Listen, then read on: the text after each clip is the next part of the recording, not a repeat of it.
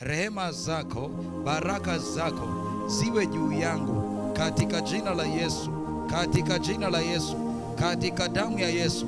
Asante Yesu kwa kuwa unaniona, kwa kuwa unajua maisha yangu, kwa kuwa unajua ni yawazayo.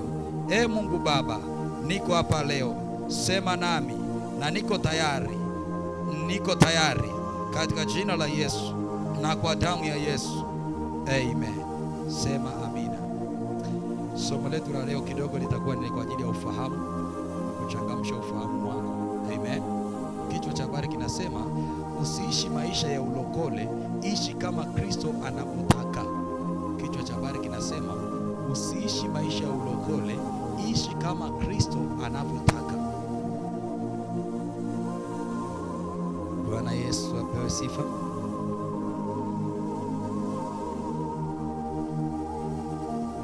Nimesemaje?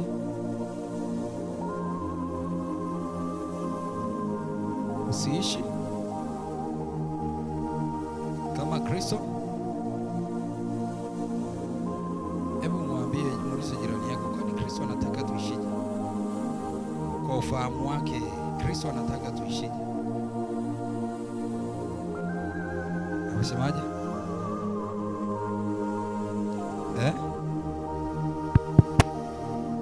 Maisha ya utumwa huru. Bwana Yesu asifiwe. Hebu fungua kitabu cha Wagalatia 2:20, Wagalatia sura ya 2 mstari wa 20.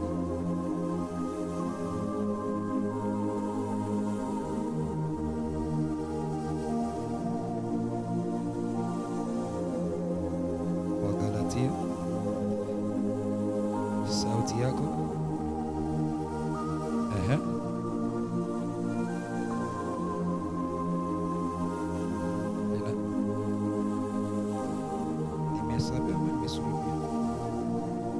Anasema nimesulubiwa pamoja na Kristo, lakini niko hai, wala si mimi tena, bali Kristo yuko hai ndani yangu. Na uhai nilionao sasa katika mwili ninayo katika imani ya mwana wa Mungu ambaye alinipenda akajitoa nafsi yake kwa ajili. Natosha kwa nimesulubiwa pamoja na Kristo, lakini ni hai.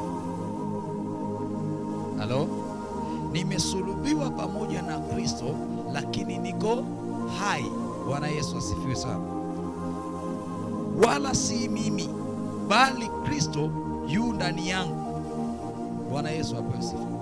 Kumpokea Kristo sio kubadilisha jina la dini.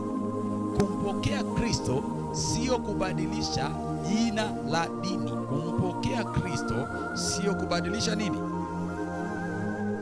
Mavazi. Kumpokea Kristo sio kubadilisha jina la dini, mavazi au maneno tu. Ni kumruhusu Kristo atawale maisha yako. Naeleweka? Kumpokea Kristo si kubadilisha jina la dini au mavazi tu. Ni kumruhusu Kristo atawale maisha yako. Nilisema kipindi kilichopita, kumpokea Kristo sio kazi. Kazi ni kuishi kama Kristo anavyofanyaje? Anavyotaka. Unasema una Mungu, lakini kama una Mungu kweli, linganisha matukio yako na angalia kwenye Biblia, matukio yako yanaendana na Mungu. Halo? Naeleweka vizuri? Naeleweka vizuri?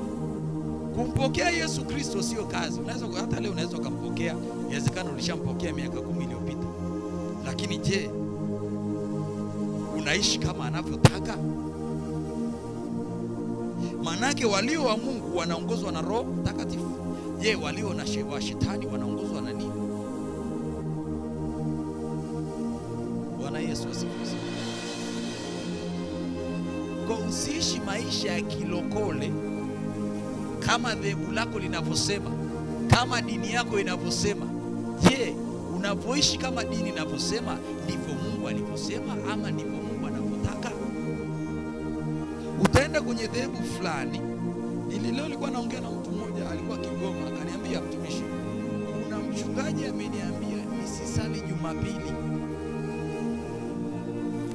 Maana yake wanaosali Jumapili, mchungaji wake alimwambia, wanaosali Jumapili wana ile namba 666. Mimi naelewa. Ukienda kwenye dini fulani nasema usile nyama fulani. Ukija kwenye dini fulani nakwambia usile samaki. Lakini tunaangalia Yesu alifanya.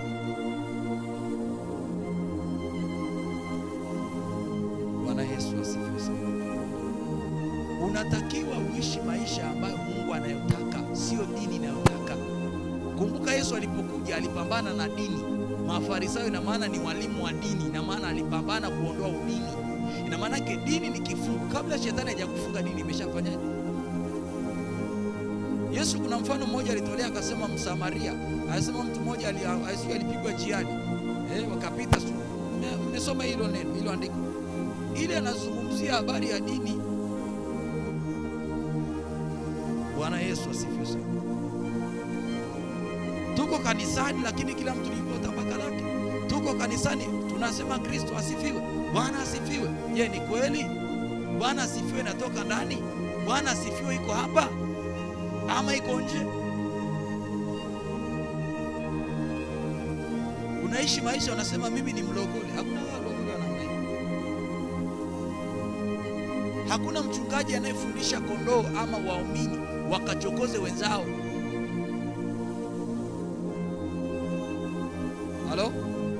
Utakutana na mtu, utakaa naye leo, atakwambia mchungaji wetu. Yupi mchungaji wetu? Haya, mwingine utakutana hivyo. Sisi mchungaji wetu amesema tusinywe supu ya kondoo. Unaenda mwingine akwambia mchungaji wetu amesema tusile mikate. Mchungaji wetu amesema tusitumie simu za Freemason. Unaelewa vizuri? Mchungaji wetu amesema tusiwe tunasuka. Mchungaji wetu amesema. Sasa nikuulize mtu wa Mungu. Halo? Ni mchungaji anakufundisha, ndio, sijakataa, ni wa Mungu kweli, sijakataa. Ila kila ujumbe utokao kwa mchungaji upime kwa neno. Maana yake kupima kwa neno nini? Wengine tumejengewa maisha ya hofu.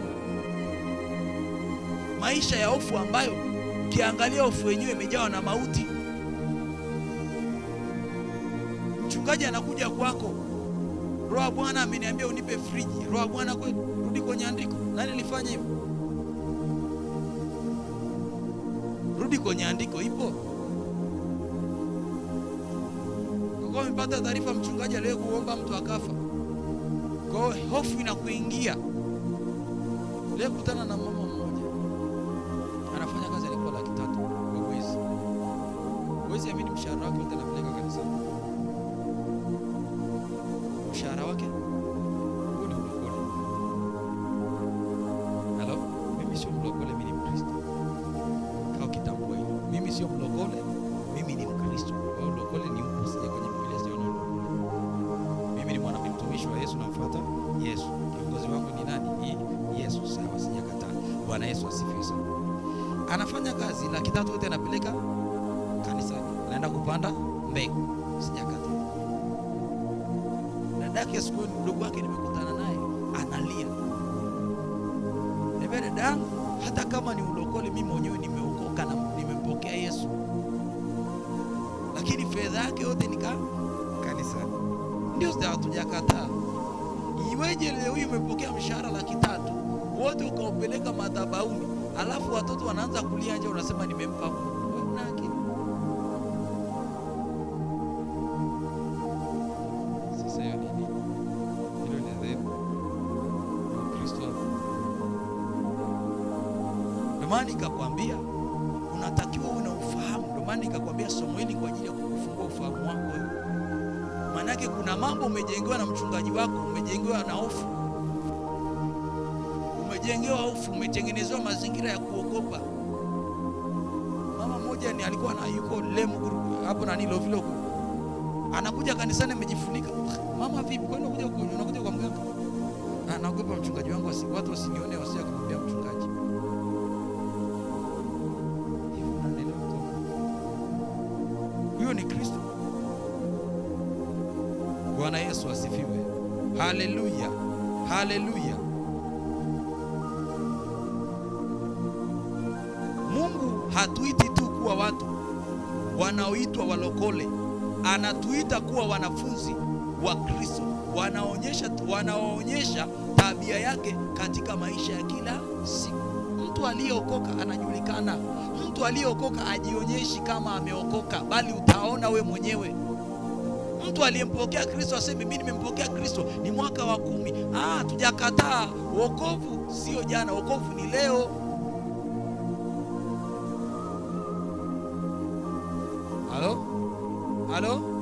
Halo? Hivi unanielewa ninachokizungumza? Wokovu sio jana, wokovu ni kuokoka. Miaka 10 sio tija. Leo wokovu ni leo.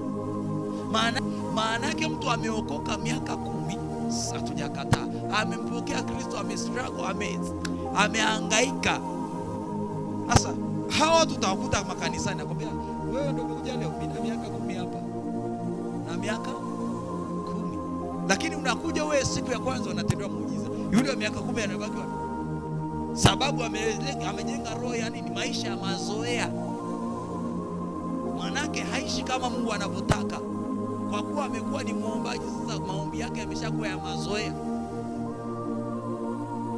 Wewe kumuuliza Mungu nikwambia, kama mtu anakuja hapa naomba ya mbele, anaacha hapo. Mbona anakuja kumwambia? Haleluya. Hii mpaka ngapi sisi naomba ndugu zangu aache pombe waache. Niomba mmoja aokoke, mmoja tutamwokoa yule.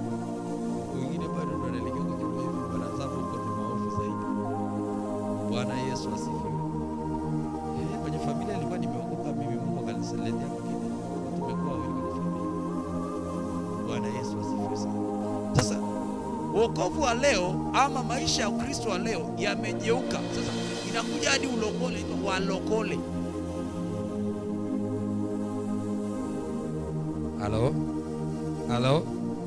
Halo.